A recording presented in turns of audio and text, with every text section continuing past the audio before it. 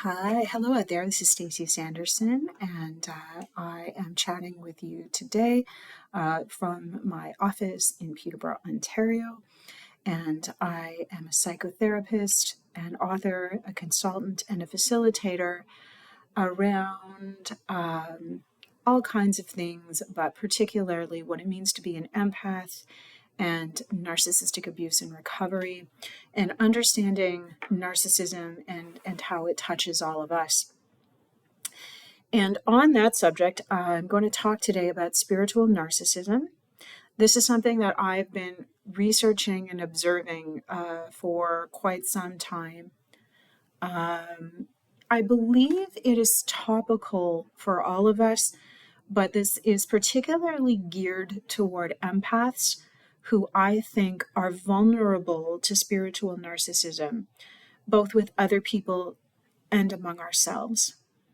And what I want to elucidate in this little chat is the difference between narcissists who may engage in spiritual activity or see themselves as spiritual, and the rest of us who may also be vulnerable to using our spirituality as a bypass for feeling pain, and therefore as a bypass to real healing and growth. And I'm going to also go out on a bit of a limb and say I think empaths are more vulnerable to spiritual narcissists. I do. I think it's harder for us to pick them out. I think that most of us are seekers and curious and so wanting that sense of spiritual belonging or that reconnection with the spiritual belonging we may have felt as a child. And many people who are spiritual narcissists can be quite parental in how they present. So just wanting to flag that before I begin. So there are two parts to this talk. One is knowing the signs of spiritual narcissism and where that's coming from, and the difference between spiritual narcissism and if someone has full-on NPD and is engaging in some type of spiritual practice or spiritual leadership, versus how any of us can fall prey to the spiritual bypass, right? And how we can be unaware of how spiritual practice is feeding our ego rather than feeding our soul. And I think we're all vulnerable to that. Okay. Again, this is really tricky to get your head around, so bear with me. So some of you may have tuned into this talk and thought, oh goody, we're going to talk about all of those sort of megalomaniac cult leader types out there. And maybe that will come up. That certainly is the extreme version of what I am talking about, is when someone is in a position of spiritual leadership and it is feeding their ego and they have considerable blind spots and they need more and more and more of that narcissistic supply, coupled with potentially their belief that they have a unique connection to the divine, right? Or a special connection to the divine. So I see that as being the extreme end of that. Okay. But we're going to begin with focusing on folks who probably really do have NPD and over-identify with their spirituality. And then we're going to move backward, okay? Move to the other side. So, reiterating the point, these are people who believe that they have a divine, special relationship with a higher power, right? More so than everyone else. So their spiritual practice aligns with and is characterized by the pathology of the narcissism. So they are entitled, they are grandiose. They may be covert, although I think they're mostly grandiose. They see themselves as special and want to only associate with special people. This is going to come out in them being interpersonally domineering. Their idea is the right way. These are people who love to engage in spiritual discourse, which is really all about them being right and them trying to convert you to their way of thinking. These are folks who can overtrust in religion or a spiritual awareness, and they value faith-based information over science. They can have a distorted view of reality. They judge and label people whom they don't deem as spiritual, and they operate with a spiritual superiority, right? And they will see themselves as being more enlightened than other people.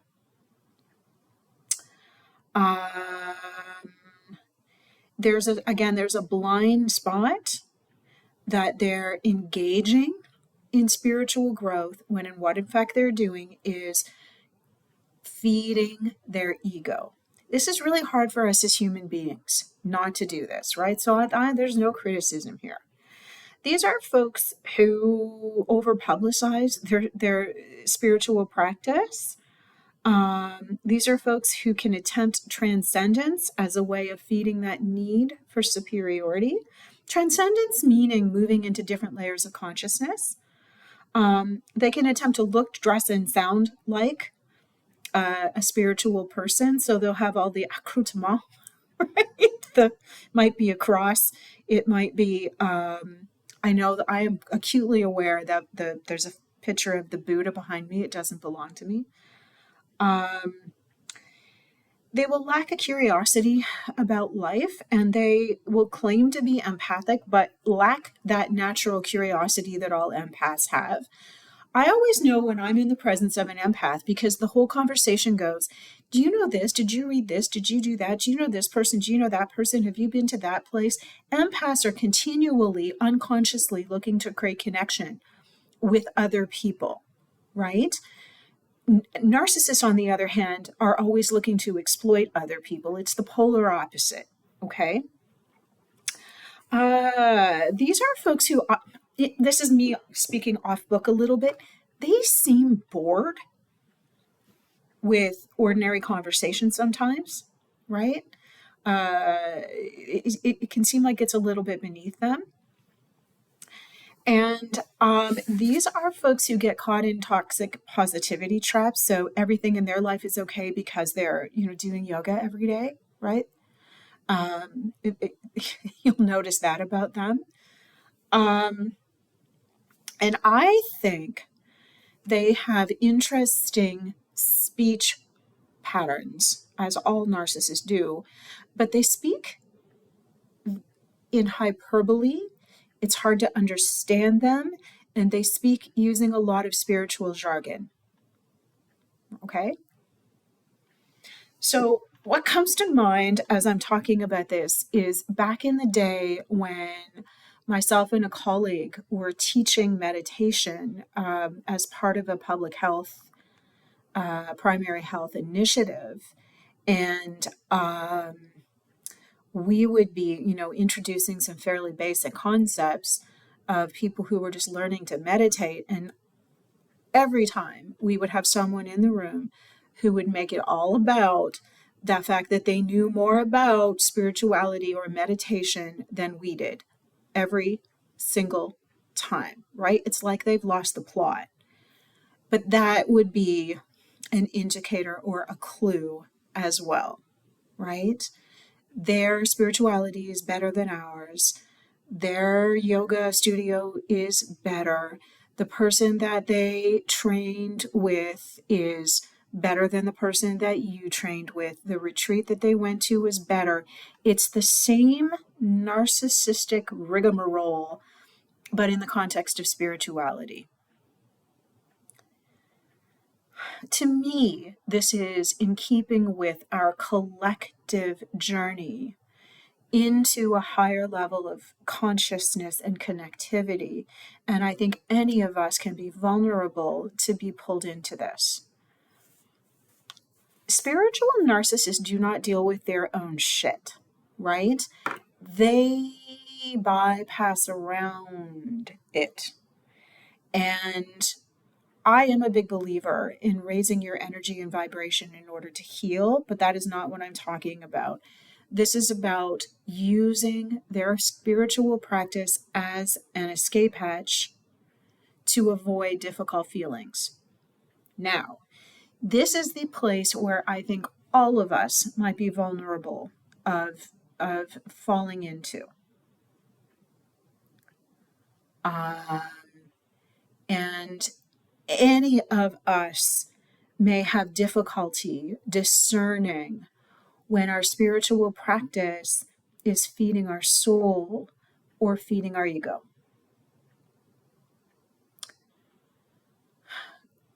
The answer to this, I believe, is in noticing the thought process that goes along with your spiritual practice, and notice how you're reacting and responding to other people. Okay? And having humility, right? Humility might go a long way. All of the world's major religions speak to that, right? So I believe that our spiritual growth happens, when we're challenged, when we're hurting. I navigated one of the most painful, challenging, stressful times in my life while I was teaching meditation 3 days a week, and would sit there white knuckling it, crying on that cushion, right? I'm not saying mine's better than anybody else's. And I think it's beautiful if you have a transcendent experience while you're in meditation. If spirit speaks to you, that's beautiful as well, okay? But spiritual narcissists are going to bring the same grandiosity to their spirituality that exists in every other aspect of their life. And they are hiding behind their spirituality as a way of masking their deep feelings of inferiority. And for the rest of us, we have to be careful not to circumvent the integration of our trauma and our pain and our betrayal by using the spiritual practice.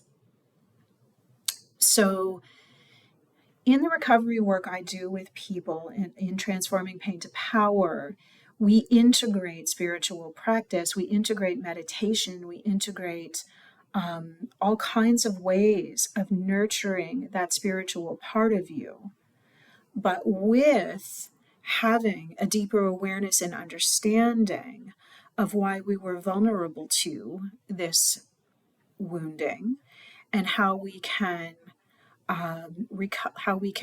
rebalance, come into the body and stand in our own power, right? Which means not giving that away.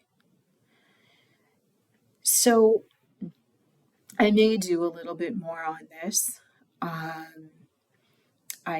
don't want to have too lengthy a post, but I do hope this has opened up people's curiosity about maybe who the spiritual narcissists are in your life, and how you can integrate and embody your spiritual practice while having a loving awareness of when your ego is getting in the way. Our ego is part of our conditioned self. It developed to keep us safe. It is part of our primitive survival system. It's not going anywhere. None of us can really transcend it, but we can certainly become aware of when it is kind of standing in front of us in order to keep the psyche safe. So please, if this resonated with you, like, subscribe, find me at stacysanderson.ca, engage in a dialogue. I would really, really love to hear from you. It makes my day when I hear from people. So I wish you well wherever you are.